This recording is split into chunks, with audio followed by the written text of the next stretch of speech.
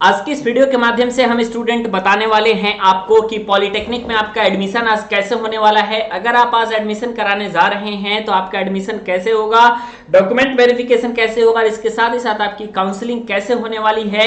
और इसके अलावा जो सबसे इंपॉर्टेंट बात यह है कि कुछ स्टूडेंट का बीच में गैप है उनके पढ़ाई के बीच में, तो गैप सर्टिफिकेट के तौर पर उनको क्या लगाना है और अगर उनके पास गैप सर्टिफिकेट नहीं है तो वो क्या कर सकते हैं, सभी बातों के बारे में जानकारी आज के इस वीडियो के माध्यम से दी जाएगी। सबसे पहली बात तो आप सभी स्टूडेंट इतना याद रखें कि ऐसे सभी स्टूडेंट जिनको फर्स्ट राउंड काउंसलिंग में कॉलेज अलॉट हुआ है और वो स्टूडेंट उस कॉलेज और उस ब्रांच को नहीं लेना चाहते हैं, तो याद रखें उनको सिर्फ एक काम करना है, लॉगिन आईडी के माध्यम से फ्लॉट के ऑप्शन पे क्लिक करना है और 3000 रुपए की फीस जमा करके और उसके बाद अगले राउंड के लिए फ्लॉट कर देना है।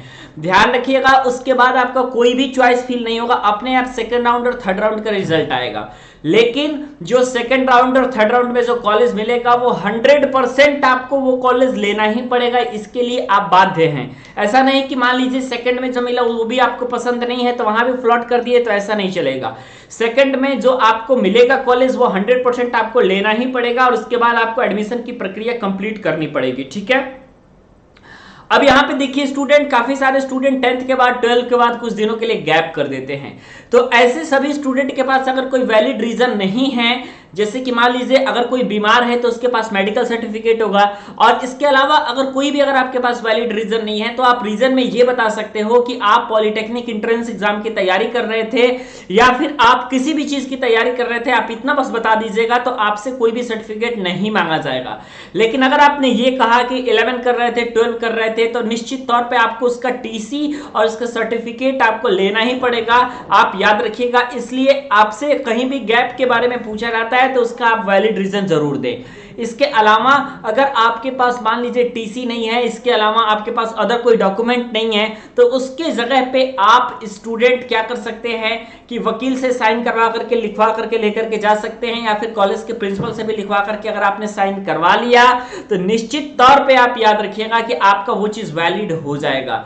लेकिन हेल्थ सर्टिफिकेट के केस में ये चीज आपकी होने वाली नहीं है, इसलिए हेल्थ सर्टिफिकेट के केस में आप सभी स्टूडेंट हमेशा याद रखिए कि आपको वो काम करना ही पड़ेगा कि आपको सर्टिफिकेट बनवाना पड़ेगा। आपके पास जितना डॉक्यूमेंट है सभी डॉक्यूमेंट के 2-2 फोटोकॉपी करा लीजिएगा। पासपोर्ट साइज फोटो भी आप अपने पास 6 रख लीजिएगा, लगेगा 6, लेकिन मैं कह रहा हूं अपने हिसाब से कि 12 कम से कम आपके पास या 10 आपके पास फोटो रहने चाहिए, तो आप उतना फोटो आप जरूर ले लें। और क्योंकि अगर आप फोटो नहीं लेंगे फिर आपका एडमिशन रुक जाएगा। सारे डॉक्यूमेंट के 2-2 फोटोकॉपी आपको कराने हैं और जैसे ही आप कॉलेज में जाओगे तो एडमिशन कराने के लिए तो आपको पता चलेगा कि वहां पे डॉक्यूमेंट को किस वे में अरेंज करना है, वो पूरा लिख करके रखा गया होगा मतलब बोर्ड पे। ठीक है, जैसे पहले आपका नाम, आपका आधार कार्ड, आपका 10वीं का मार्कशीट, 12वीं का मार्कशीट, इस तरीके से वो सीक्वेंस वाइज आपको लिखा रहता है। उसी सीक्वेंस में आपको सारे डॉक्यूमेंट लगा लेने हैं और अगर आपने उस सीक्वेंस में डॉक्यूमेंट को लगा लिया तो फिर जाकर के आप जमा कर देंगे। अगर आपका डॉक्यूमेंट वेरिफिकेशन हो गया, सारी चीजें डॉक्यूमेंट में आपकी सही हैं, तो आपको वहीं पे पूछना है कि फीस कहां जमा करनी है। तो आपको एक अकाउंट नंबर दिया जाएगा, IFSC कोड दिया जाएगा, आप वहीं पर जाकर के और अपनी फीस पेमेंट कीजिएगा। अगर आपने वहां पे अपना फीस पेमेंट कर दिया तो उसके बाद आपको एडमिशन लेटर जो है वो मिल जाएगा। डिमांड ड्राफ्ट के माध्यम से हमेशा फीस जमा होती है। डिमांड ड्राफ्ट कहने का मतलब कि अगर आपने कहीं पैसे जमा किए तो उसके बदले में वो आपको डिमांड ड्राफ्ट बैंक वाले बना करके दे देते हैं। चाहे आप कोई भी बैंक से, कोई सरकारी बैंक से आप फीस जमा करा सकते हैं, बस अकाउंट नंबर का IFSC कोड का ध्यान रखना है।